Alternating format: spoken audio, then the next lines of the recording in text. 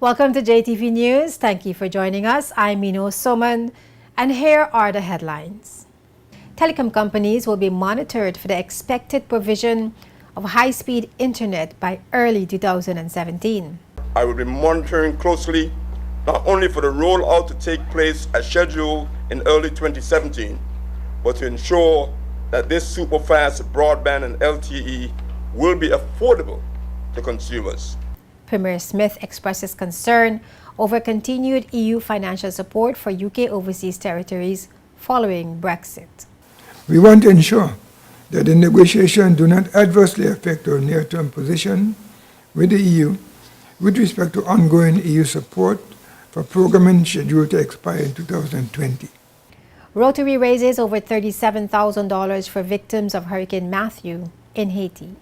I am very confident that the population in the BVI, who have been generous in the past, will once again rise to the challenge to make sure we lift lives in Haiti and we will change communities. That's what Rotary does best. Police Commissioner says two major road traffic problems for the police force are injuries to scooter riders and illegal parking. I've even seen cars, in particular taxis, parking and stopping in the middle of a roundabout to pick up passengers. Yes. You know, that is just reckless behaviour. Enough civil servants are not using the Employee Assistance Program within government. We're not a people that's accustomed to sharing our challenges and our problems with others. We have trust issues. And Elmore Stout High School receives additional funds for its Rams radio station. If you check high schools around the region, I'm sure you will discover that we are one of the few high schools that have our own radio station. In news from the Caribbean, Haiti faces the risk of famine after Hurricane Matthew left the country's agriculture sector devastated. And Hurricane Nicole batters Bermuda, causing flooding, extensive road damage, and power outages. In our medical segment, we have a report on coffee. A Mayo Clinic nutrition expert says overall, the health benefits of drinking coffee are pretty good. Dr. Keon Donaldson-Davis will have that report. But first, I'll be back with the news and more in just a moment.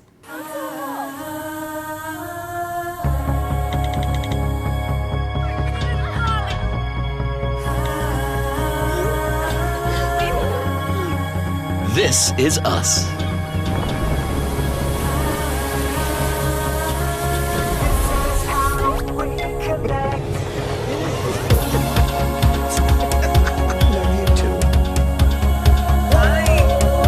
This is how we work.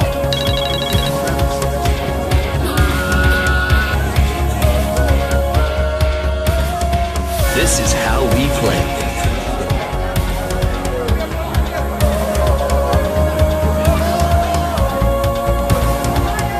This is how we live.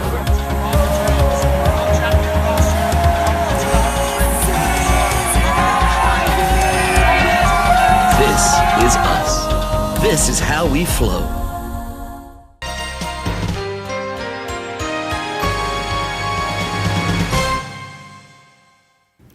And now the news. Minister for Communication and Works Mark Vanterpool said he will personally watch the telecom companies closely to ensure high-speed internet is delivered to residents and businesses by early 2017 at an affordable cost.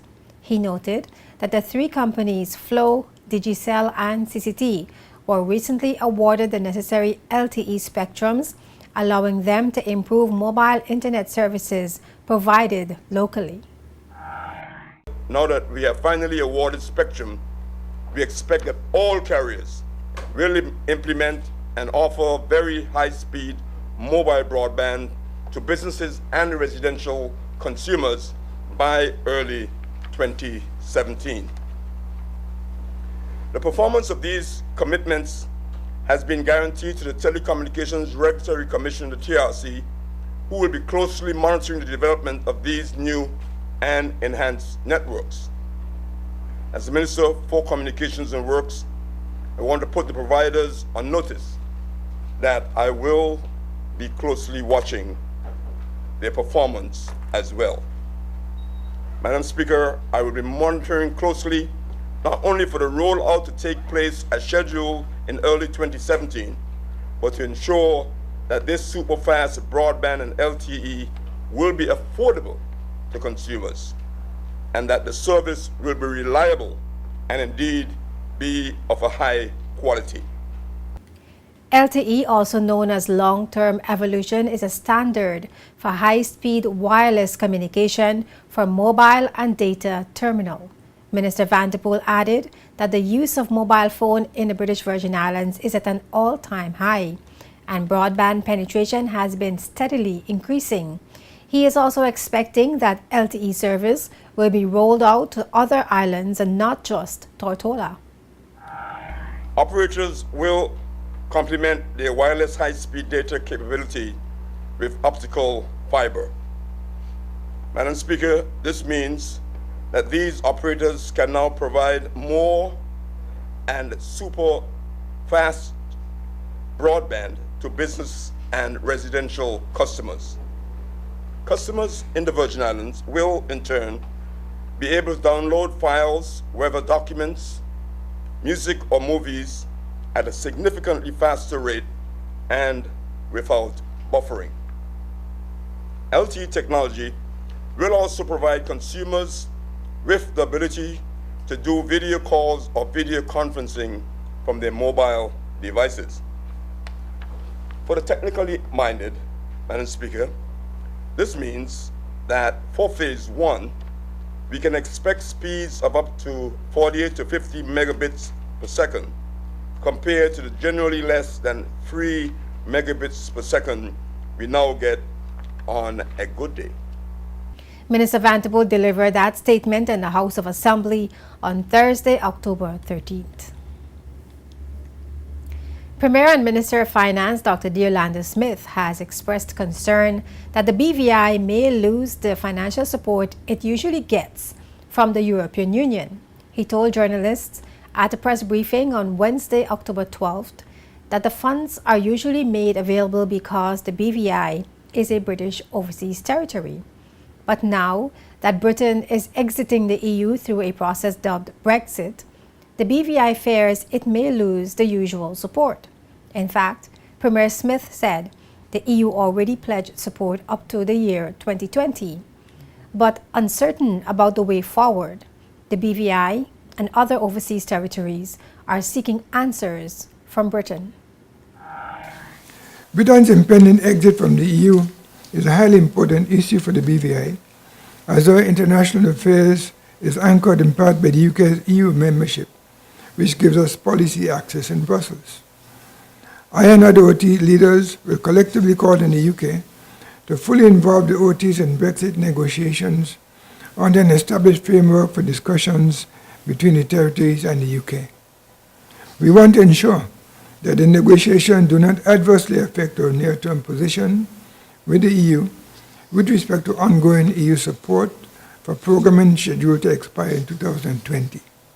Premier Smith, who is also president of the UK Overseas Territories Association, hopes to get more answers regarding funding from the EU when he travels to Britain in coming weeks. While in Britain, he will further discuss the issue of Brexit with leaders of the other British overseas territories commonly called OTs. Premier Smith is also maintaining that Brexit can create new economic opportunities for the BVI if it is properly handled. On the question of international trade, I will call on the UK for a new economic partnership with the OTs.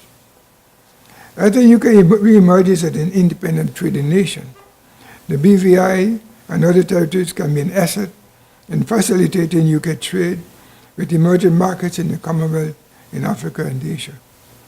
We can also be a vehicle by which to channel inward investment to the British economy in critical sectors such as housing and infrastructure. Such a partnership would be a win-win for both the UK and the BVI. And Premier Dr. Yolanda Smith will this month inform the United Kingdom government about his administration's plans for a constitutional review next year.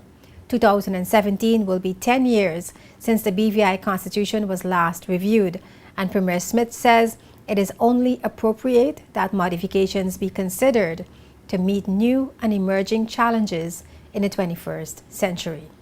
Premier Smith, who made the comments during a press briefing at his office on Wednesday, October 12th, stated that public opinions will influence the constitutional review, which essentially will look at ways to reduce the governor's responsibilities and increase those of elected officials. We have had one meeting so far to organize how we'll be taking forward the discussions. We are about to appoint a group of persons who will be responsible for taking the discussions to the territory. So what we'll be looking at really is what the people of the country would like to see as far as constitutional reform is concerned. We, of course, would have some ideas. And whenever we speak about constitutional reform in countries such as independent territories, we are looking at how the governor can have less responsibility for managing the territory, as the elected officials in the territory assume more responsibility. Premier Smith, in response to questions posed by journalists, stated that the British Nationality Act, which currently prevents some children born locally from automatically becoming citizens, will also be part of discussions for the 2017 constitutional review. I would respond in saying that anything which is being used for quite a number of years need to be reviewed regularly. So naturally, that would need to be reviewed, and it would come up during our discussions as we go towards the discussion within the Kingdom on the constitutional reform. So as our representatives, as the people we select, go from district to district to the various, whether it's Anegada or Virgin Gorda, this matter will always be part of the discussion. Premier Smith, who left the territory on Friday for a business trip to the Asian Pacific region, will subsequently travel to the United Kingdom for the joint ministerial council meeting with leaders of other British overseas territories and UK ministers. There, he will raise the issue of the 2017 constitutional review during bilateral meetings with the UK government. Former Director of Public Prosecutions Wayne Rajbansi has issued a statement which addressed a number of criticisms leveled against him in relation to his 4-year tenure as the BVI's head prosecutor. The former DPP denied that he was fired, that succession planning was not put in place at the office of the DPP, and that he did not attend court often enough. In relation to claims that he was fired this year, the former DPP said the assertion is being made by Virgin Islands News Online, adding that such reports are inaccurate and are designed to injure his reputation. Rajbansi added that he was the one who decided not to seek renewal of his second contract, which ended on August 15th this year. He also denied claims that no succession plan was in place at the DPP's office to avoid labor importation. He stated that there were suitable staff members who met the minimum standards for appointment as DPP. Those persons were not selected, and Rajbansi said he does not know why. He said the persons who should be asked that question are the members of the Judicial and Legal Services Commission, as well as the governor. Senior Magistrate Tamia Richards recently claimed that she could count on one hand the number of times Rajbansi appeared before her to prosecute cases. In his emailed statement, which was sent to bvinews.com, Rajbansi said the comments made at the opening of the new law year were myopic and did not take into account the more complex matters prosecuted before the Judicial Committee of the Privy Council, the Court of Appeal, and the High Court. Rajbansi, a native of Trinidad, disclosed that he is now working on a project with the Ministry of Health and Social Development, assisting in preparing the draft policy framework for the management of sexual offense matters for the BVI. He said he contributed extensively to the drafting of the framework over the past 16 months, and so he unhesitatingly accepted the offer to see the project to completion. And still to come on JTV News, Rotary raises funds for victims of Hurricane Matthew in Haiti. To imagine a Category 4 hurricane coming through an island nation like Haiti, where the vulnerability is something that we will never be able to imagine. It's horrendous. It's frightening for the children. It's frightening for adults. And Elmore Stout High School receives donation for the school's radio station. Mr. Herbert has been the public supporter behind this initiative. And this morning, he hasn't stopped, even though the radio station is up and running for some time now. But first, we have other news making headlines in the Caribbean. Here in the Virgin Islands, we are blessed to live and work in paradise. Paradise just doesn't mean our tranquil blue waters and green hills. National Bank of the Virgin Islands defines paradise as any place or condition that fulfills your aspirations. To me, paradise means knowing that I will have a financing partner when I'm ready to open my first business. I feel confident that I can manage whatever life throws my way because I know my bank will be with me every step of the way. That's why I choose National Bank of the Virgin Islands, the official bank of paradise. My future's looking so bright, bright, bright, bright, with the official bank of paradise, paradise. National Bank of the Virgin Islands, the official bank of paradise.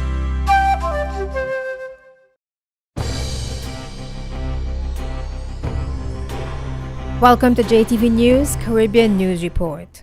Hurricane Nicole battered Bermuda, causing extensive flooding, power outages, and damage to roads. The eye of Nicole, a Category 3 hurricane, passed directly over Bermuda.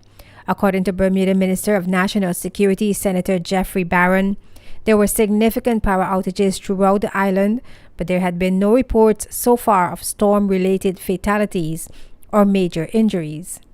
Shortly after midday on Thursday, it was reported that more than 25,000 homes were without electricity. Swells associated with Nicole will also continue to affect the island during the next few days. The National Hurricane Center said Nicole, which was carrying maximum sustained winds of 115 miles per hour, would gradually weaken over the next few days. And Haiti faces the risk of famine after Hurricane Matthew left the country devastated, Haiti's interim president warned on Tuesday. According to Caribbean360.com, the storm killed 1,000 people and has aggravated a cholera outbreak. Matthew, the fiercest hurricane to hit the Caribbean in a decade, leveled homes, destroyed up to 80% of crops in some areas, contaminated water sources, and killed livestock. Haiti's interim president told BBC that if action is not taken now, there is going to be famine in about 3 to 4 months. UN Secretary General Ban Ki-moon also urged the international community to engage in a massive response to help the people of Haiti. He said some towns and villages have been almost wiped off the map, and a massive response is required. The United Nations launched a $120 million flash appeal to cover Haiti's needs for the next 3 months, stating that Hurricane Matthew has triggered the worst humanitarian crisis in the country since the 2010 earthquake.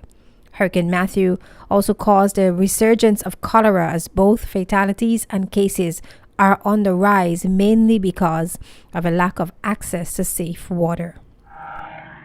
It's business as usual for hotels, resorts, dive operations, and tours throughout much of the Bahamas following the passage of Hurricane Matthew last week. A large section of the population of the multi-island nation was left without electricity and water supply after Hurricane Matthew, which left extensive flooding and damage.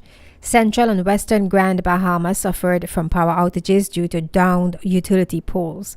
Following the all-clear issued by the National Emergency Management Agency, the majority of businesses in the tourism industry in the Bahamas resumed operations. The Bahamas Hotel and Tourism Association reported that most properties throughout the islands of the Bahamas suffered relatively minor damage, with the exception of properties in Grand Bahama and Andros, which were the hardest hit.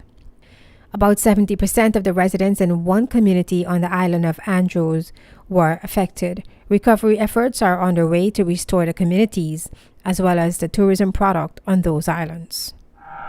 Dominica is calling for the establishment of new mechanisms to reduce expenditure for healthcare in the subregion. OECS health ministers met in Dominica for the 30th meeting of the OECS Pooled Procurement Services Policy Board and the third meeting of the Council of Ministers of Health.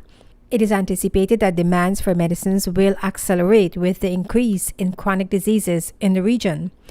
The meeting also reviewed the health sectors in Antigua and Barbuda, Dominica, Grenada, St. Lucia, St. Vincent and the Grenadines, St. Kitts and Nevis, Montserrat, Anguilla, and the British Virgin Islands. In his address to the meeting, Dominica Health Minister Dr. Kenneth Daru noted that increasing tax on sugar and certain goods is going to help fight non-communicable diseases. He said the Roosevelt Skerritt administration has given the green light to legislate tobacco and has approved a new school nutrition policy.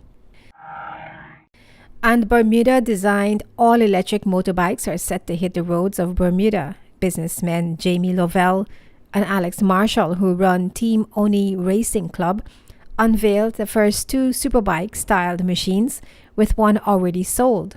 Lovell told the Royal Gazette newspaper they designed the bikes themselves and got a manufacturer in Asia to create them. The Torch X Tercel bikes went on display at a local motor show 2 weeks ago. The bikes are environmentally friendly and quiet. Once plugged in, the bikes can go from zero charge to a fully powered battery in 6 hours. The bikes come in two guises, one powered by acid batteries, which is equivalent to a 50cc machine, and another with a lithium battery, which is equivalent to a 125cc bike. Each bike has 3 gears and can hit a top speed of 110 kilometers per hour in 9 seconds. And coming up next on JTV News. Rotary raises over $37,000 for victims of Hurricane Matthew in Haiti. Police Commissioner says 2 major road traffic problems for the police force are injuries to scooter riders and illegal parking. Enough civil servants are not using the Employee Assistance Program within government. And Elmore Stout High School receives additional funds for its Rams radio station.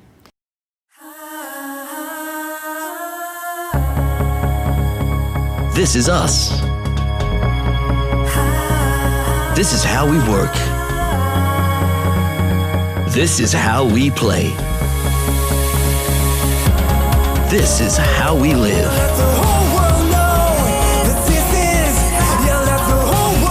This is how we flow.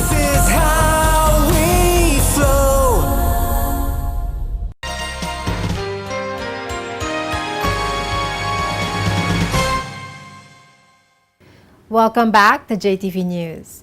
The BVI Rotary family collectively raised over $37,000 for victims of Hurricane Matthew in Haiti. Rotarians, Rotaractors, and Interactors Bucket Brigade took to the streets to collect money to help the people of Haiti. Rotarians also appealed for donations via a 2.5 hours telethon right here on JTV Channel 55.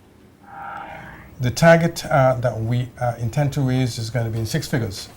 Currently, we are just over $20,000, so we got a long way to go. And because we have such a long way to go, we are going to do some cold calling tomorrow to some of the firms who have the means and who have the will, but who may not be in the position tonight to make pledges. And we're going to follow that up on Friday with similar efforts. And on Saturday we'll end it all, and we will be in 6 figures. I can promise you that. Right now I'd like to say that the organizers, the main organizers, I think Stephen Cooper has done a wonderful job, but the bucket brigades both in Tortola and in Virgin Gorda did a fantastic job. Actually, they stopped me 6 times this afternoon as I passed in my car. And in Tortola, the bucket brigade collected $8,100. In Virgin Gorda, they collected $1,100. And so far, we have just over $11,000 in pledges. So I think not bad for a night's job, especially with the short planning time. But BVI can do better, and BVI will do better. And I am proud to say that I am very confident that the population in the BVI, who have been generous in the past, will once again rise to the challenge to make sure we lift lives in Haiti and we will change communities. That's what Rotary does best. After the telethon, Rotarians received an additional $6,000, bringing the total to approximately $27,000. And 1 week before the telethon, the Rotary Club of Tortola raised and donated an additional $10,000 in response to an appeal to help the island of Île-à-Vache in Haiti, a community the club has been working with for about 8 years. That $10,000 has already been sent to Haiti and was used for roofing sheets, beans, and rice. Rotarians during the telethon spoke of Rotary International's reputation regarding disaster relief. One of the tremendous advantages that Rotary has in its relief efforts is the fact that, as so often happens with disasters, we have people right there, right on the ground. The two major cities affected by the hurricane were Jérémie and Les Cayes. There is a large Rotary Club very active in Les Cayes. They are already out. They already know what's needed. They're already advising through our district headquarters what things they need. But more importantly, they're also telling us what they have on the ground, what they can get right there, right now, and how they can get those things to the people that need them, which is really, really important. Hurricane Matthew destroyed up to 80% of crops in some areas in Haiti, leveled homes and contaminated water sources. Director of Disaster Management Charlene Dabrier spoke about the devastation in Haiti and the immediate needs. It's a very difficult situation for the people of Haiti, and I want to start off by saying that, you know, when you talk to people about Haiti and what's happening there, people think it's some country that's far away. This is in the Caribbean. These are our people. It's one region. So what affects them is eventually going to affect us. And we've heard about the cholera outbreaks, and we've heard about the devastation in the parts of the island that really generates the majority of the food that serves the entire country. And so it's very painful, and it's very painful for me to watch the pictures of the little children not having water. You know, in these circumstances, you may have rivers, but the rivers are dirty for a long time and you can't access clean water. You know, as you said, think about going home and not having access to any form of water. And this is what they're facing today. No roofs on their homes. There's medical care is something that they don't even know where to go because many of the health facilities have been affected. You have 2.1 million people, and 1 million of those are children that have been affected. There's 1.4 million of the population, including nearly 600,000 children that need humanitarian assistance. There are 750 people, again including 315,000 children that need urgent humanitarian aid for the next 3 months. There's 175,000 people that have been displaced. Haiti has struggled for a long time to recover, and the 2010 earthquake was very devastating for them. But to imagine a Category 4 hurricane coming through an island nation like Haiti, where the vulnerability is something that we will never be able to imagine. It's horrendous. It's frightening for the children. It's frightening for adults. This is a population that has exploded in terms of numbers over the past few years. It's no fault of the children that they're born into this situation, and so I think we have a responsibility as Caribbean people to help. The BVI community can continue to donate funds to Haiti via Scotiabank BVI and through any member of Rotary. Commissioner of Police Michael Matthews said he was surprised that road safety was one of the first things he was asked to tackle when he took up the Commissioner of Police position 5 months ago. In July, police carried out a road safety campaign issuing warnings while educating the public about the laws regarding road safety. But in August, during the enforcement leg of the campaign, officers issued close to 400 tickets. Commissioner Matthews spoke to Edjuenka in a recent Spotlight interview. One of the first things I was asked about was, what are you going to do about safety on our roads? And that surprised me a little bit, because normally people ask straight away about crime and burglaries and things like that, but no, it was definitely about safety on the roads, came loud and clear to me. Not that the other issues weren't important to people. But then, of course, driving to work each day myself, I began to realise that there were a few offenders out there that perhaps needed reminding of what the laws say within the Virgin Islands. So having spent a month's education, and we did a lot of media advertising as well to tell people we were doing this, I was really hoping that actually the enforcement stage would reveal that a lot of people had listened and had changed some of their behaviours. However, you know there's always a downside to an enforcement strategy. If I say to you, for example, that we issued an additional 351 fixed penalty tickets in August for the enforcement stage, 351 people out there just didn't listen. After the education? After the education. Yeah. So 351 people didn't listen and got tickets, and a further 57 people have been summoned to appear in court because they didn't listen either. Now, I take no pleasure in quoting those figures because that means that 351 people have had to pay out their hard-earned cash for being silly, and another 50 odd are going to go to court and no doubt get a fine. Hard-earned cash again being paid out. Admitting that more public education is needed, Commissioner Matthews says enforcement is justified for persons who continue to ignore the laws and behave recklessly.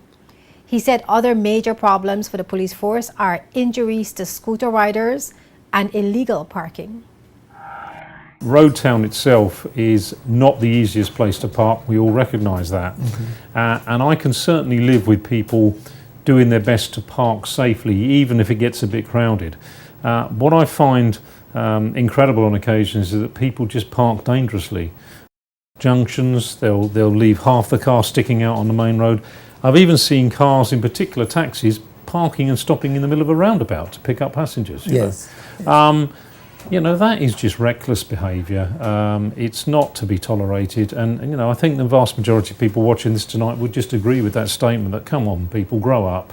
You know, let's have a little bit of less selfishness and a bit more consideration for other road users. And I'm telling you this factually and honestly, there is not a week gone by since I took up post 4 months ago. I see a daily report of everything that's happened policing-wise in the last 24 hours, and not a week has gone by without there being a scooter involved in an accident with some sort of injury. You know, and that's a terrifying statistic for me. It might just be a small grazed knee or a grazed elbow. Sometimes it's far more serious, and the good nurses and doctors at Peebles Hospital have to do a lot of work to help, you know, young people. And we see some terrible injuries. Scooters are relatively small machines, and so, you know, the first thing that the scooter riders need to remember is, you know, drivers don't always see them. Yes. And if you start weaving in and out of cars and cutting in front of cars, you're not always visible, you're not always going to be seen. Yeah, we can't defend for you. Exactly, yeah. Exactly. So, you know, it's about getting a good standard of driving on the scooter by learning how to ride it properly and passing your test. It's about making sure you are insured, so that if somebody else is injured or you're injured, you're covered. But ultimately, it's about, I'll go back to this common theme, this is about public safety. I am not about giving young people a hard time riding their scooters around the islands here. Good for you, gives you freedom, gives you flexibility, gives you choice. I just want you to do it safely. The police commissioner maintained that traffic safety on the roadways is a real concern for many, and police are prepared to do more to make it safer and less taxing on motorists, passengers, and pedestrians. The Employee Assistance Program within government has been around for about 13 years. It is designed to assist and support government employees who are going through challenges at their jobs and the personal life to help them resolve their problems. However, not enough civil servants are utilizing the program. That's one of the challenges we face, because culturally we're not a people that's accustomed to sharing our challenges and our problems with others. We have trust issues, so to speak, because we feel that in a small community like this, if we share our challenges, when we go down the street, someone would already know what our challenges are. And so we realize that we have to work really hard to get the word out there for persons to know about the program. So the utilization of the program is not as it should be. It's pretty good, but there's a lot of room for improvement. The EAP counselor and coordinator emphasized that the program offers confidential counseling and support to all civil servants who can seek various types of assistance, not just job-related issues. In order for them to function effectively on a job, sometimes some of these challenges from some of the other hats that they wear might impact upon that. So we have to work with the whole person. And so therefore it's not just job-related challenges, we also look at personal challenges, whatever it is that you're experiencing. Too big, nothing is too big or too small. Whatever it is, we're here to assist you in working them through. Confidentiality is the foundation of our program. And what we do, when persons come and meet with us, we sit down and we discuss the whole issue of confidentiality, and we let persons know that whatever we discuss stays between us unless they give us written permission to disclose. The exception is if we determine that they're a danger to themselves or others, we have a duty to warn or duty to save life. But besides that, whatever is discussed between, and right now I'm the sole counselor, but whatever is discussed between us, the public officer and myself, stays between us unless they give us permission to disclose. Public officers participated in a number of activities throughout Employee Assistance Program Awareness Week, which was held under the theme, Our EAP, Creating Connections and Building Strong Teams. And Elmore Stout High School's Rams radio station received an $800 donation to purchase a computer for the secondary school's very own radio station. And this morning I just want to present this check for $800 on behalf of my father, Mr. Merritt Herbert, for computers for the radio station to further build it, and so that every one of you can learn and be aid to the community. ZBVI radio owner Merritt Herbert and his daughter Brenda Herbert presented the donation to Elmore Stout High School Principal Sandy Underhill on Monday, October 10th. For those of you who are new to the school, Mr. Herbert is the mastermind from the community who has supported over the years our Rams radio station initiative. And I need you all to understand this is an initiative that was born long before I arrived here at this institution, but became a reality last school year, 2015-16 school year. And we are so proud and so pleased that we have our very own, and it is not something simple. If you check high schools around the region, I'm sure you will discover that we are one of the few high schools that have our own radio station. And you all need to be listening to the radio station because you get a lot of good information. Mr. Herbert has been the public supporter behind this initiative. And this morning he hasn't stopped. Even though the radio station is up and running for some time now, he's still continuing to be the backbone behind this radio station. He hasn't left us unaided. And this morning he's here to deliver a check to buy one last piece of equipment that we need, which is a computer, so that we can better facilitate more effectively the needs of the radio station. So please put your hands together and give him a rounding applause for his continued support with our Rams radio station. The donation was made at the school's campus at the start of Reading is Fun Week. And next in our medical report, a Mayo Clinic nutrition experts say there is health benefits in drinking coffee. Up to 3, 4, maybe even 5 cups a day of coffee may contribute to a decreased risk of type 2 diabetes. Dr. Kayan Donaldson-Davis is next with that report. Stay tuned.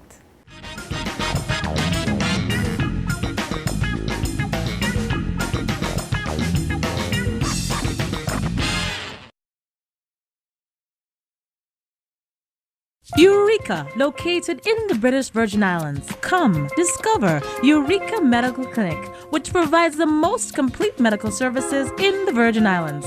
Our state-of-the-art clinic offers the highest quality in specialty care, cardiology, gastroenterology, orthopedics, and spinal surgery. We also offer specialty care in obstetrics and gynecology, as well as dermatology. Eureka Medical Clinic offers diagnostic procedures such as x-rays, mammograms, CAT scans, and all forms of ultrasound exams. Now, for the first time in the BVI, Eureka offers MRI scanning too. With colonoscopy and gastroscopy, we check the intestines and stomach for polyps, colon cancer, and ulcers too. Located at Geneva Place in the heart of Road Town, Eureka Medical Clinic with Medicare Pharmacy and Labs offers you a comprehensive medical facility all under one roof. So for high-quality medical services and convenience, there's no need to look any further. Eureka! You found it.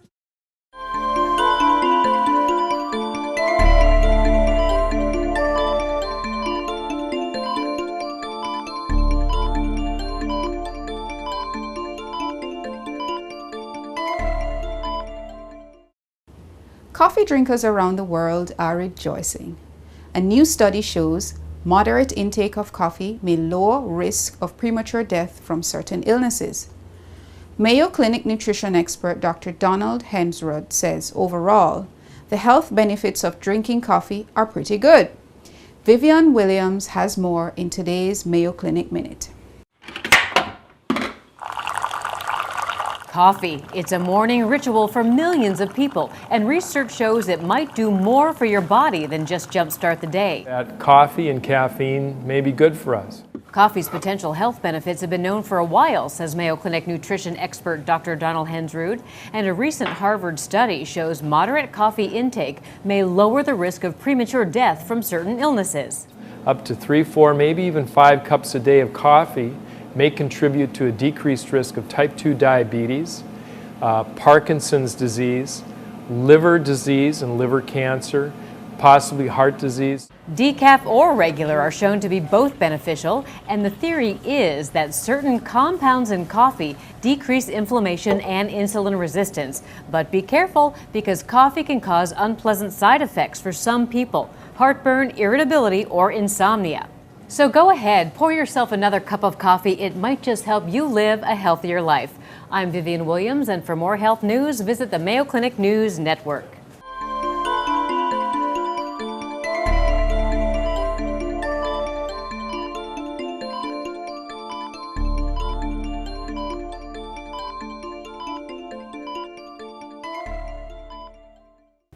Before we go, a brief look at the main headlines.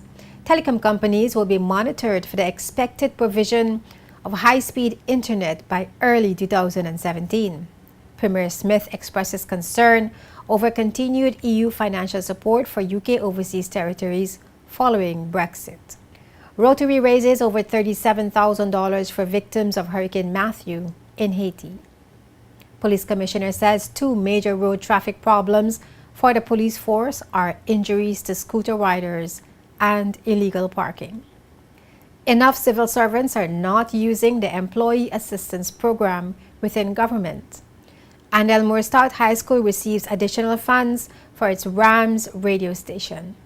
In news from the Caribbean, Haiti faces the risk of famine after Hurricane Matthew left the country's agriculture sector devastated. And Hurricane Nicole batters Bermuda, causing flooding, extensive road damage, and power outages. Just want to remind you that you can find the news stories featured in this newscast as well as previous newscasts on our website jtvlive.net. Additional information and news updates can be found on our Facebook page, facebook.com/jtv55. Of course, all our news features, press conferences, and JTV's television programs can also be found on our JTV News YouTube channel. You can subscribe for daily uploads. We welcome your questions and comments. You can email us at jtvnews@hotmail.com. For the entire news team, I'm Mino Soman. Thank you for watching.